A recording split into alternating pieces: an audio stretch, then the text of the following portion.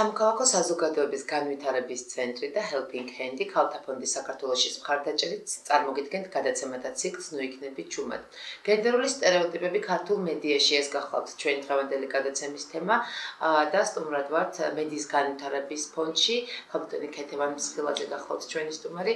გავაცემით თქვენს ანგარიშებს, ძალიან ბევრ რამეზეა ხაზი გასმული და ყურადღება მიიქცეული. თუ შეგვიძლია გამოვყოთ, თქვათ, პუნქტებად, ძირითადად რა ტიპის დარღვევები გვხდება ქართულ მედიაში ქალთა უფლებების დარღვევის კუთხით? კი ბატონო, პირველ რიგში ალბათ უნდა ვთქვათ, რომ ეს იყო მოკლევადიანი კვლევა, ორი კვლევა ჩატარდა გარკვეული პერიოდულობით. მიზანი იყო ამისა, რომ ამ ორჯერ ჩატარებისა, რომ დაგვედგინა, აბა თუ გამოსწორდა მდგომარეობა მედიაში ამ ხნის განმავლობაში. პრინციპში ერთი წლის პერიოდულობით ჩატარდა ეს კვლევა და მინდა გითხრათ, რომ დიდი წინსვლა არ ყოფილა. ჩვენ მონიტორინგს ვატარებდით საინფორმაციო საშუალებებზე, დღის მთავარ საინფორმაციო გამოშვებებზე და გაზეთებზე, რასაკვირველია.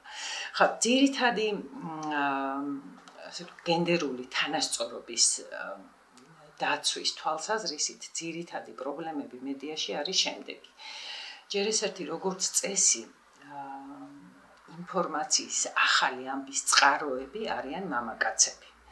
ეს არის საკმაოდ დიდი უპირატესობით მამაკაცები არიან. ანუ ამბავი ხდება მამაკაცთან დაკავშირებით და არა ქალთან დაკავშირებით, რაც იმის მაჩვენებელია, რომ ან ქალებით არ ინტერესდება მედია და ქალების წარმატებით, ან ქალებთან დაკავშირებული ამბებით.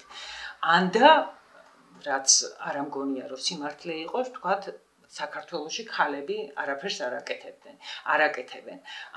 ამას ვერ დავიჯერებთ, ხო? იმიტომ რომ ბოლო წლებმა გვაჩვენა, რომ ძალიან სერიოზული როლს თამაშობენ ქალები საქართველოს ცხოვრებაში და მათი აქტივობა საკმაოდ გაიზარდა.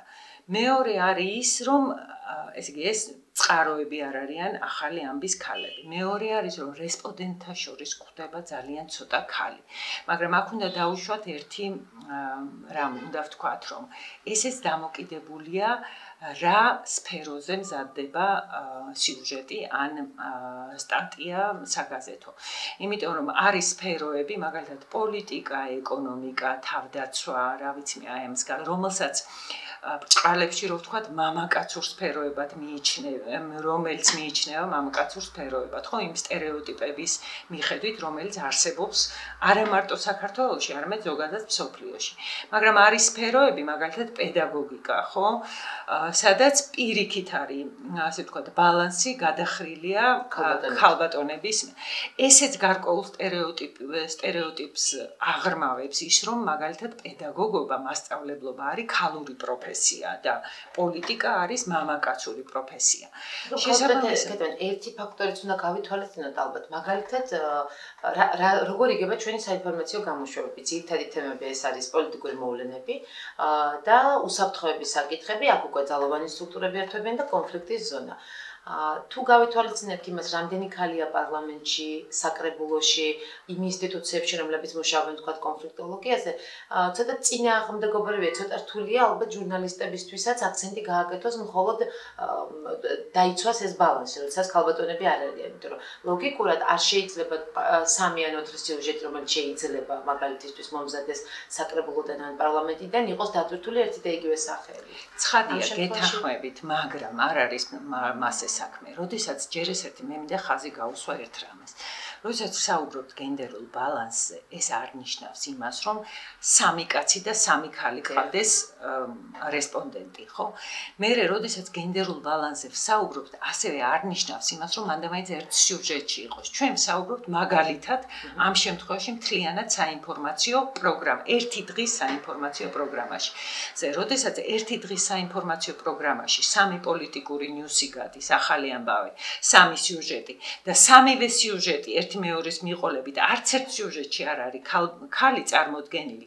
აი ეს არის გენდერული დისბალანსი. გარდა ამისა, მესმის კი საქართველოში ესეთი რეალობაა, ობიექტური რეალობაა ის, რომ და არა მარტო საქართველოში, რომ მამაკაცები ჭარბობენ აი იმ სფეროებში, რაზეც ჩვენ ზევით ვისაუბრეთ, ხო?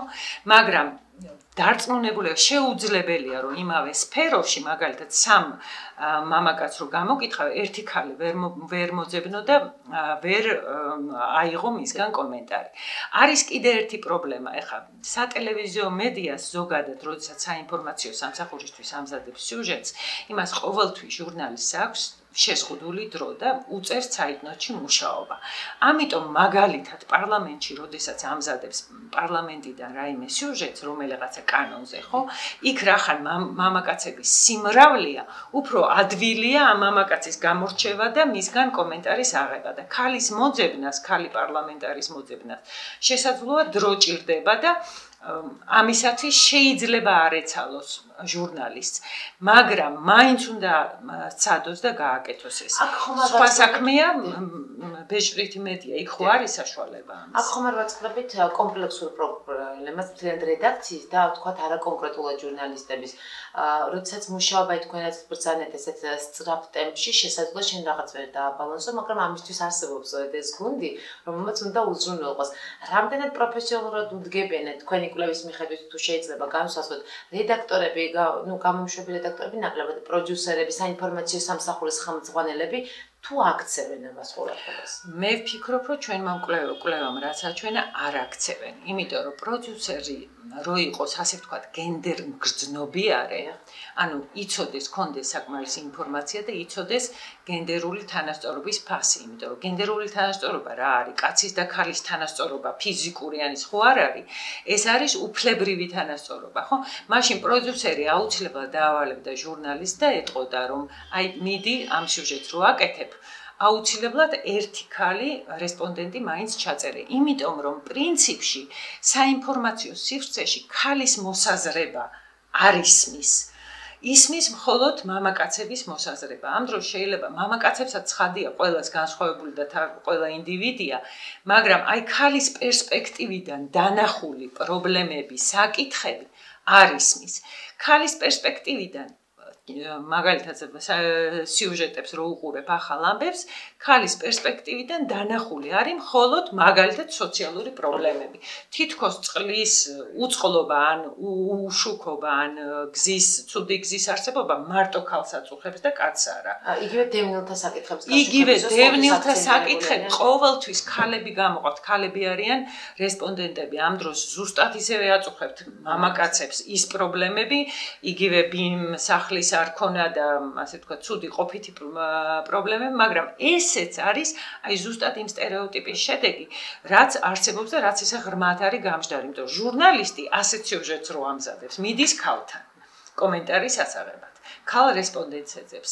იგივე საექსპერტო სფეროში, ასე ვთქვათ, ეკონომიკის ექსპერტები იქნება, ეს პოლიტიკის ექსპერტები, როდესაც მოსაზრებებს ეკითხებიან თავდაცვისგან. შეუძლებელია არ იყვნენ ქალი ექსპერტები და არიან, შეუძლებელია კი არა, ზუსტად ვიცი რომ არიან.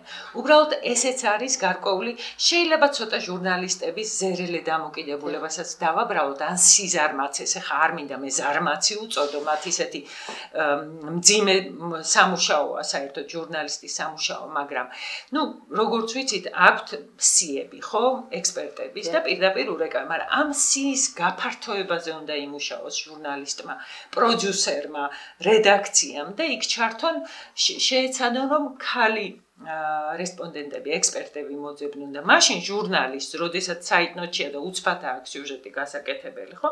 სიას რო გადახედავს, ადვილად მიაგნებს იმას და დაურეკავს. ამ პრობლემასაც ხომ არ ვაწყდებით, რომ ჭარბობს, ვთქვათ, ჩვენი მედიის წარმომადგენლებში და ტრადიციული დამოკიდებები და მენტალური, იგივე რაც თქვენ ბრძანეთ, თუ სოციალური პრობლემა უნდა მიმართო დიასახლეს, იმიტომ რომ ავტომატურად მხოლოდ დიასახლესის პრობლემაა და ქალის ასოცირება ამ რა, ვთქვათ, ამ პროფესიასთან, ესე ვთქვათ, და კაცის ასოცირება მაინც და მაინც ვთქვათ ძლიერ საქმიანობასთან და შემდეგ უკვე ამაზე ხაზგასმი. რა საკვირველია, ეს არის პირველი პრობლემა.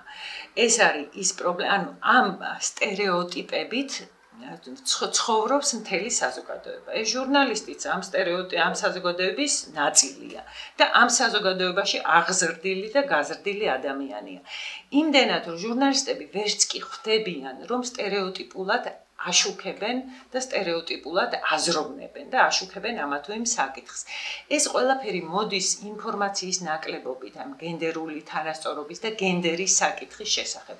არ არიან ინფორმირებულები, არ იციან ეს საკითხი რას ნიშნავს და შესაბამისად არიან ამ სტერეოტიპების ტყვეობაში, განსაკუთრებით საქართველოს მასკულინური და ტრადიციული საზოგადოება და პლუს კიდე არის ის, რომ ვერ ხვდებიან, ანუ აქედან გამომდინარე არიან არაგენდერ გრძნობიარეები. ეხლა მე შემიძლია მოვიტანო ერთი მაგალითი, რომელიც მე თუ მკითხავთ ქრესტომატიაში შესატანი მაგალითია. ეს იყო აი იმ წლებში, როდესაც ეს 2011-12 წლების დასაწყისი იყო, როდესაც ჩვენ მონიტორინგს ვაკეთებდით, გახსოვთ ალბათ, ახალი წესი შემოვიდა მართვის მოწმობის 17 წლის ასაკიდან გაცემაზე. ეხლა 17 წლის მოსწავლეები არიან, ახალგაზრდები არიან სკოლის მოსწავლეები და შესაბამისად მომზადდა სიუჟეტები სკოლიდან. ეხლა მე გეტყვით ორ სიუჟეტს, ერთი გადაიღო, ერთი იყო რუსთავი 2-ის საინფორმაციოში გავიდა იმ დღესვე და მეორე გავიდა საზოგადოებრივი მაუწყებლის საინფორმაციოში მოამბეში. იმასაც აღნიშნავ, რომ საზოგადოებრივი მაუწყებლის სიუჟეტის ავტორი გოგო იყო, ახალგაზრდა ქალი და რუსთავი 2-ისა კაცი.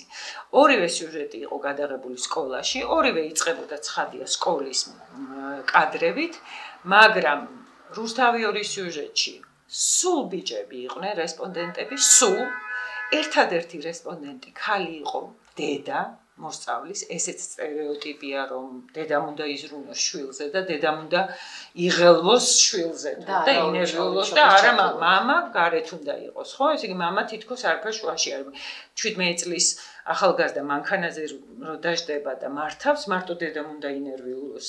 ესეც სტერეოტიპია. ერთადერთი ხო გეუბნებით იყო ქალი რესპონდენტი მშობელი, თორე დანარჩენი ბიჭები საუბრობდნენ ამაზე, კარგია თუ ცუდია, რა კარგია, რა ცუდია. ეს იყო ტიპური სტერეოტიპული სიუჟეტი. ანუ იმ ბიჭმა, ვინც გადაიღო ეს სიუჟეტი, იმას აქვს მყარად ფესვგადგმული ეს სტერეოტიპი, რომ მანქანის მართვა არის კაცის საქმე, მიუხედავად იმისა, რომ მე მგონი ქალები უკვე, ასე ვთქვათ, გათანაბრებულები არიან. იმდენი ალბათ ნახევარია, შეიძლება 50-50, ну ცოტა ნაკლები, ხო, მანქანის ძღოლები, ასე ვთქვათ. და საზოგადოებრივი მაუწყებლის სიუჟეტი დაიწყო გოგონებით. ანუ გოგონა რესპონდენტები პირველი კომენტარები გააკეთეს გოგონა მოსწავლეებმა. შემდეგ გააკეთა ბიჭმა, რასაკვირველია, 1-2 ბიჭი იყო, თუ არსები ხა ზუსტად არ მახსოვს და დამთავრდა ასევე გოგონად. აი ეს სიუჟეტი არღვევს სტერეოტიპს და ამსხრევს, რომელიც არსებობს საქართველოში. აი ასეთი ტიპის სიუჟეტი. იქ არ იყო დისბალანსი, იქ ბიჭიც იყო, ასე ვთქვათ, მდედრიც და მამრი რესპონდენტებიც იყვნენ. მაგრამ აი ეს სიუჟეტი, რომელიც გვარი დამავიწყდა სოფო მდინარაძე, სოფო მდინარაძის გადაღებული იყო. აი ეს არის ის სიუჟეტი, რომელიც დაანგრევს და დაამსხრევს საქართველოში არსებულ სტერეოტიპს, რომ მანქანის მართვა არის მხოლოდ კაცის საქმე. თქვენ გაქვთ ორგანიზაციას აქვს შეხვედრები მედიის წარმომადგენლებთანაც. თუ არის დაინტერესება, აი ძალიან ბევრი მედია საშუალება ვახსენეთ ჩვენ საუბრისას. თუ არის მათი მხრიდან დაინტერესება, რომ აიმაღონ, თქვა ცოდნა და არ მქონდეს სტერეოტიპების გავრცელებას ისეთ ფართო ხასიათი. იცით რა, თავიდან საერთოდ როგორც წესი ჟურნალისტების მოზიდვა ტრენინგებზე ცოტა ჭირს ხოლმე. ეს ჭერსეთი გამომდინარეობს მათი სამუშაო რეჟიმიდანაც. მაგრამ თან რატომღაც ვერს გონია, რომ ყველაფერი იცის და არ ჭირდება ამა თუ იმ სფეროში, ვთქვათ, საკითხში ცოდნის გაღრმავება. მაგრამ როდესაც ხვდებით ამ ჟურნალისტებს და უტარებთ ტრენინგს, აი ტრენინგის დასრულების შემდეგ უკვე თვითონ ტრენინგის დროსაც საკმაოდ აქტიობა იგრძნობა და ნუ იმის შემდეგ ამბობენ, რომ გაიგეს ბევრი რამე. ჩვენ ასევე დანერგილი გვაქვს, ასე ვთქვათ, ესე ხა მარტო გენდერის საკითხებზე კი არა, ჩვენი ძირითადი ჩვენი მედიის განვითარების ფონდის მთავარი ფოკუსი არის პროფესიული სტანდარტების დარღვევა და არა მარტო ვთქვათ, ეს გენდერი იყო ერთ-ერთი კვლევა თორე ქვეყანაში როგორც საქართველოს ეს ძალიან მნიშვნელოვანი ასპექტია. ხა ასევე მნიშვნელოვანია ვთქვათ გაშუქება უმცირესობების, რომელსაც ვაკეთებთ ჩვენ, თორე ასევე ხვდებით მომავალ ჟურნალისტებს, სტუდენტებს, რომლებიც ჟურნალისტიკის ფაკულტეტებზე სწავლობენ. და მინდა გითხრათ, რომ იქაც საკმაოდ შედეგიანია ასეთი შეხვედრები, იმიტომ რომ მათ მაგალითების საფუძველზე უხსნი რა დაშავდა, რა არ დაშავდა, საიდან მოდის ეს, რატომ მოდის და როგორ უნდა მოიქცნენ. და ეს ძალიან შეიძლება. ეს ადამიანები, როდესაც ეს თუ გავითვალისწინებთ ბრუნვას ციკლს როგორ ხდება, თუ იგივე რედაქტორები იქნებიან რედაქციებში, თუ იქნება ეს სატელევიზიო, რადიო თუ ჟურნალ-გაზეთები, მაშინ ამ ადამიანებსაც იგივე ბედი იგივეს გაიზიარებენ, რასაც ახლა ჟურნალისტები. მინდა შევახო ბეჭდურმეტი ასაც თქვენ გამოიგულეთ, ესე იგი მოექცა თქვენს ინტერესის პროსტიტად საზოგადოებრივი გამოცემები, თუ აქვთ მათ ინტერესი ქალთა საკითხებისადმი და რა ტიპის მასალებით გამოიხატება ეს? ერთ-ერთი პრობლემა ქართული მედიის და გენდერული თანასწორობის და ასე ვთქვათ დაცვის არის ის, რომ ჟურნალ-გაზეთები როგორც წესი არ აშუქებენ ასეთ საკითხებს. თუ აშუქებენ და ისეთ საშინელ კონტექსტში, რომ რა ვიცი, ჯობია არ გააშუქონ. მაგალითად, ერთ-ერთ გაზეთს ჰქონდა ასეთი რუბრიკა ოჯახური ძალადობა. ჯერჯერობით არასწორია სახელი, იმიტომ რომ ოჯახში ძალადობაა სწორი ტერმინი, მაგრამ მაგას დავანებოთ თავი. ის იყო ყოველკვირეული გაზეთი და ყოველ კვირა გაშლაზე იყო ეს რუბრიკა. ეს იყო საშინელი რუბრიკა, მინდა გითხრათ, სტერეოტიპებს კი არ ანგრევდა პირიქით, კიდევ უფრო აძლიერებდა იმისა, რომ მოთხრობილი იყო რაღაცა საწყალი უბედური ქალების ისტორია, როგორც ემა, როგორ გამოაგდო, როგორ იმას. ჯერჯერობით დიდი ეჭვი მაქვს, რომ ეს ნამდვილი ისტორიები იყო და დარწმუნებული ვარ, რომ მოგონილი იყო ეს ყველაფერი ვიღაცა იგონებდა და წერდა, მაგრამ როგორც წესი, ეს აძლიერებს კიდე სტერეოტიპს იმას, რომ ქალი არის დაჩაგრული, ქალი ოჯახში მეორე ხარისხოვანი არსებაა, რომ ესე იგი ყველაფერი, რა ვიცი, მეუბედურება იმას დაემატა, რომ გამოსაგდებია და უნდა გამოაგდო. ანუ პრობლემის დასმა, რომ ოჯახში ძალადობა რა არის, ამაზე საუბარი, ამის განმარტება, ამის გადალახვის გზები, პრობლემების, იქ პროფესიონალების ასეთი რამ არ. ეს იყო აი სახალისო ბრჭყალებში საკითხავი. და ეს კიდე უარესია, ეს კიდე უფრო. გარდა ამისა, მე არ ამგონია, რომ ჟურნალ-გაზეთებში თუ ეს სპეციფიკურად ქალების ჟურნალი არ არის, ასეთი რუბრიკის ჩართვა თქვენთვის ქალბატონებო აქვს კიდე დღეს მაგალითად ერთ-ერთ გაზეთს, რომელსაც მაშინ არ ქონდა და დღეს აქვს, ის ოჯახში ძალადობა დღეს აღარ არის იმ გაზეთში, მაგრამ სხვა გაზეთმა თქვენთვის ქალბატონებო, აი ეს თავისთავად კვირის პალიტრაზე ვამბობ. თავისთავად კვირის პალიტრას რომ ეს რუბრიკა აქვს, ეს არის უკვე დისკრიმინაციული. ანუ გამოყოფ, რომ ეს ქალები რაღაცა თქვენთვის ბავშვებო არის, ან თქვენთვის მამაკაცებო, წარმოგიდგენიათ ასეთი რუბრიკა რომელიმე იმაში გაზეთში მაგალითად ყოველკვირეულში. თავისთავად ქალის გამოყოფა როგორც ცალკე ჯგუფისა, ხო? აი ეს უკვე არ არის სწორი და დისკრიმინაციულია. რომ იყოს რუბრიკა გენდერის საკითხებზე, სადაც მარტო ქალზე კი არ იქნებოდა საუბარი, გენდერული თანასწორობა მამაკაცებსაც ეხებათ. არამედ ზოგადად გენდერული თანასწორობის საკითხებზე, გენდერზე. აი ეს უკვე სხვა საქმეა. ეს იქნებოდა სერიოზული მიდგომა, რომელიც ზუსტად ქალებზე არსებულ სტერეოტიპებს და გენდერულ სტერეოტიპებს დაამსხვრევდა. ეს არის არასწორი, ეს არის დაახლოებით როგორც რო იფიქრო, ან და ყურმოკრული გენდერული თანასწორობა და მოდი რა ვქნათ, იცი? მოდი ერთი რუბრიკა მიუძღვნათ ამ ქალებს და გონიათ, რომ ამით, ესე იგი, ამ მეორე ხარისხოვან მოქალაქეებს ქვეყნისას რაღაცას, ესე იგი, შეღავაც უკეთებენ. ეს კიდევ უარესია მე თვითონ. არ შემიძლია არ შევეხო მოდურ ჟურნალებსაც, ეგრეთ წოდებულს, იგივე საგამომცემლო სახს, ძალიან ბევრი ინტერნეტ გამოცემაც არ ბეჭდური გამოცემაც, მაგრამ არის უფრო მაღალი პოლიგრაფიული ხარისხის სხვა გამოცემებიც, სადაც ძალიან უცნაური პოზიციონირება აქვთ ქალებს. მე მესმის, რომ ქალთა და მამაკაცთა ჟურნალები შეიძლება იყოს დიფერენცირებული, იმიტომ რომ მათი ინტერესი, ვთქვათ, სხვადასხვა იყოს, ან სხვა თემებით იყვნენ დაინტერესებულნი, მაგრამ ქალის პოზიციონირების საკითხი, როგორც ვთქვათ, ამ ჟურნალებში შეკარხული, ცოტა უცნაურად მეჩვენებოდა. უცნაურად და დისკრიმინაციულად, რა საკვირველია. საერთოდ საინტერესოა ყოველთვის ის, რომ აი ერთ-ერთი პრობლემა ისაა, რომ ქალი რესპონდენტი ყოველთვის არის იქნება ეს საგაზეთო სტატიაში თუ იმაში ტანსაცმელთან და გარეგნობასთან დაკავშირებით. შემიძლია გავიხსენო ერთი სიუჟეტი საზოგადოებრივი მაუწყებლის აი ჩვენი მონიტორინგის პერიოდიდან. იყო სიუჟეტი ელექტრონული, ანუ ყიდვით ინტერნეტის საშუალებით შესყიდვებზე და რასაკვირველია ყველა რესპონდენტი იყო ქალი და რასაკვირველია ყველა ყიდულობდა ტანსაცმელს. ამ დროს ინტერნეტით წიგნის გამოწერა შეიძლება, ტექნიკის გამოწერა შეიძლება, რა ვიცი მე ყველაფრის ხო, კომპიუტერის და ასე შემდეგ და ესე ხდება კიდევაც და მამაკაცები საკმაოდ არანაკლებ აცვიათ მე თუ მკითხავთ დღეს და არანაკლებ აინტერესებთ ჩაცმა ვიდრე ქალებს. ახლა ჩაცმა რო გაინტერესებს ეს ცუდი არ არის. მაგრამ ეს რო გამოყავს ისე რომ ეს არის მხოლოდ ქალების და სხვა არაფერი არ აინტერესებთ, აი ეს არის ძალიან სავალალო და ძალიან საწყენი. ხდება აქცენტი იმაზე, ვთქვათ, არა ინტელექტუალურ ღირებულებას, ანუ ქალი ინტერნეტში. აი მაგასთან დაკავშირებითაც იმედის სიუჟეტს მოგიტანთ, მაშინ გადიოდა ესეთი შუადღის გადაცემა, სამქალს მიყავდა, აი ფარულავა და ისინი რო იყვნენ დოდოშკა და რაღაცა, აღარ მახსოვს რა ერქვა შუადღის გადაცემა იყო ნანიკო ხაზარაძე. ერთ-ერთი წამყვანი წავიდა და უნდა ჩაენაცვლებინათ ახალი წამყვანით. და გამოცხადდა კასტინგი და ამასთან დაკავშირებით მე იმედმა გააკეთა სიუჟეტი და შემოდიოდნენ ქალები და ძირითადად იყო ცხადია აქცენტი გაკეთებული ამ ქალების გარეგნობაზე, სიმაღლეზე, რაღაცა წელის გარშემოწერილობაზე და ასე შემდეგ. და არა ინტელექტზე. ცხადია, ხა ტელევიზიისთვის, როდესაც აკყავს ადამიანი, გინდა რომ იყოს ლამაზი და შესახედავი, მაგრამ მე მგონი სულელი არავის არ ჭირდება წამყვანად, ხო?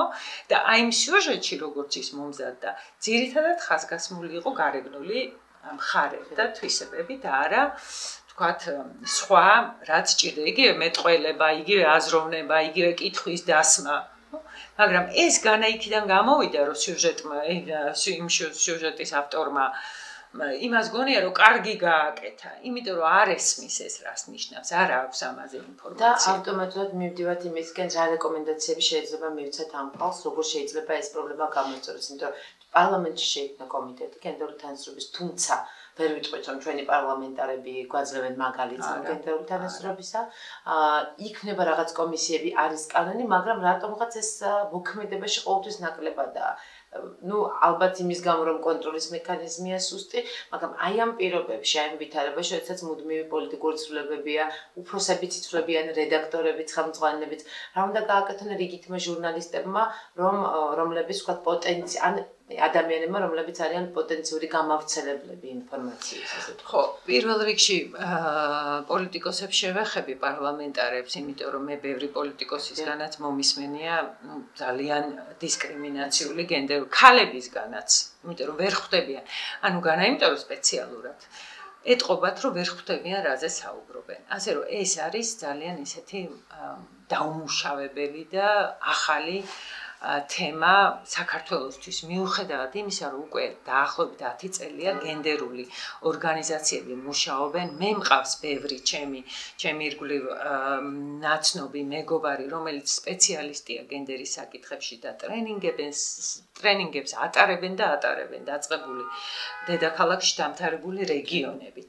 მაგრამ როგორც ჩანს, მაინც არ არის საკმარისი ეს ყველაფერი. პირველ რიგში ჟურნალისტებს ტრენინგები, მაგრამ მე თუ მკითხავთ, უფრო მნიშვნელოვანია ხელმძღვანელობას, მედია ორგანიზაციის ხელმძღვანელობის, პროდიუსერების, რედაქტორების ტრენინგი. იმიტომ რომ ისინი უნდა იყვნენ ტონის მიმცემნი ჟურნალისტებისთვის. შეიძლება ყველა ჟურნალისტი ვერ მოიცვა და შესაბამისად ვერ იმასაკრენ. გარდა ამისა, არსებობს რაღაცა ელემენტარული წესები, მაგალითად სამაუწყებლო მედიისთვის არსებობს ქცევის კოდექსი მაუწყებლებისთვის, სადაც ეს არ არის დეტალურად გაწერილი და ვრცლად, მაგრამ თუნდაც იმ პრინციპების საფუძველზე, რაც იქ წერია, ის რო დაიცვა, იგივე მაუწყებლობის შესახებ კანონშიც არის ზოგადი პრინციპების. თუმცა მას ძალიან დიდი პრობლემა აქვს, რომ ეს ვრცელდება ძირითადად ყოველთვის საზოგადოებრივ მაუწყებელზე და აქ არის პრობლემა თქვა კომერციულ მაუწყებლებთან ურთიერთობისა.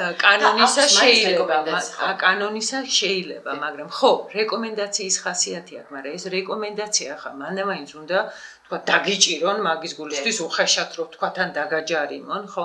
ეს ხო იმისთვისაა, რომ თან მედიას ხო ძალიან დიდი როლი აკისრია ნებისმიერ სფეროში, რა ვიცი მე. და მათ შორის გენდერული სტერეოტიპების მედიას შეუძლია შექმნას, დანერგოს, გააძლიეროს და პირიქით, ხო? ხა მე რო ზემოთ მაგალითი ვთქვი მძღოლობასთან დაკავშირებით მანქანა. აი ზუსტად ასეთი სტერეოტიპებით, ასეთი სიუჟეტებით შეიძლება სტერეოტიპების შემცირება და განეიტრალება. ამიტომ ესე იგი ჯერ ესეთი კანონის და ქცევის კოდექსის მოთხოვნების შესრულება, მეორეს ერთი ინფორმირება, რაც შეიძლება ბევრი და ხშირად, თუმცა კიდევ ერთხელ ვამბობ, ტრენინგები არ აკლიათ, მე მგონი ამათ. მესამეს ერთი ჟურნალისტებმაც ასევე უნდა სცადოთ, აი მაგალითად შეიძლება ჟურნალისტი არის გენდერგრძნობიარე, მაგრამ პროდიუსერი არა და არ უნდა შეეშინდეს, რომ პროდიუსერს უთხრას, რომ ესე კი არა, აი მე მაგალითად ამ ტრენინგზე ასე მითხრეს და ასე ხომ არ შეიძლება პირდაპირ ვერ შეეპასუხოს პროდიუსერს, მაგრამ ეს შეიძლება რბილად დააბრალო ტრენერს, რომელმაც ასე გასწავლა და ასე მოგთხოვა, ხო? აი ეს ძალიან მნიშვნელოვანია. გარდა ამისა, არსებობს ძალიან მარტივი ტესტი, მაგალითად, აი, როდესაც სქესს ახსენებენ ადამიანისას სიუჟეტში იქნება ეს თუ სტატიაში, რატომღაც აი მაგალითად ქალი დირექტორი შეიძლება თქვან, ქალი მინისტრი, ხო? ეს დისკრიმინაციულია, იმიტომ რომ არასდროს არ იტყვი კაცი მინისტრი. ამიტომ ამისთვის არსებობს მარტივი ტესტი ჟურნალისტებისთვის, რომ სანამ წამოწდებათ ან დაწერენ ქალი მინისტრი, აი დაფიქრდნენ ამის ადგილას კაცი რო იყოს, დაწერდნენ კაცი მინისტრი, მიუთითებდნენ სქესს. გარდა ამისა, ასე არსებობს რამდენიმე ტესტია ესეთი მარტივი, რომელიც შეიძლება შეამოწმა. აი მაგალითად, ქალ პოლიტიკოსზე, როდესაც ამზადებს სიუჟეტს, კაც პოლიტიკოს არასდროს არ კითხავენ თმასად იკრეჭს ან და ტანსაცმელს საწყიდულობს, ხო? რომელ სალონში დადის, ან ტანსაცმელს საწყიდულობს, ან რა ვიცი, მსგავს რამეს, ან რა ვიცი, მანიკიურს თუ იკეთებს, ხო? ასეთ შემთხვევაში ქალს როცა ეკითხები, ამით დისკრედიტირებას ახდენ ამ ქალისას და არის დისკრიმინაციული ასეთი, ანუ კაცთან შედარებით. ამიტომ ასეთი კითხვების დასმის დროსაც ჟურნალისტისთვის მარტივი ტესტია, რომ აი ამ ქალი პოლიტიკოსის, მინისტრის, რა ვიცი მე, მასწავლებლის თუნდაც ადგილას რო იყოს კაცი, კითხავდი, მე დაუსვამდი ასეთ შეკითხვას. ამას გარდა ჟურნალისტებს შეუძლიათ, აი რედაქციებმა, თითოეული მედია საშუალების რედაქციამ შეუძლია თავისი ერთგვარი სიტყვარი შეადგინოს, თქვათ იმ სიტყვებისა, რომელიც და იმ გამოთქმებისა, რომელიც ქალის მიმართ რო იხმარო, იქნება დისკრიმინაციული და სექსისტური. აი მაგალითად ქალზე, როდესაც ამბობ, რომ კაცივით ჭკვიანია, ეს არის სექსისტური გამოთქმა და არის დისკრიმინაციული. იმიტომ რომ აჩვენებს იმას, რომ კაცი არის უმაღლესი არსება ინტელექტუალურად და ქალი მასზე დაბალი და თუ ქალი გამოერია ჭკვიანი, ესე იგი კაცივით ჭკვიანია. ან კაცივით ძლიერია იტყვიან, ხო? აი ესეთი რაღაცები შეიძლება ამან უშველოს, თუმცა ამას დრო ჭირდება მე მესმის, მაგრამ პირველ რიგში ინფორმირება და ტრენინგი ჟურნალისტებისას ხვანაირად არ გამოვა. და კიდე ერთსაც დავამატებ, რესპონდენტებთან ხშირად შეიძლება ჟურნალისტი არ არღვევდეს გენდერულ ბალანსს და გენდერულ თანასწორობას, მაგრამ არ ღვევდეს რესპონდენტი.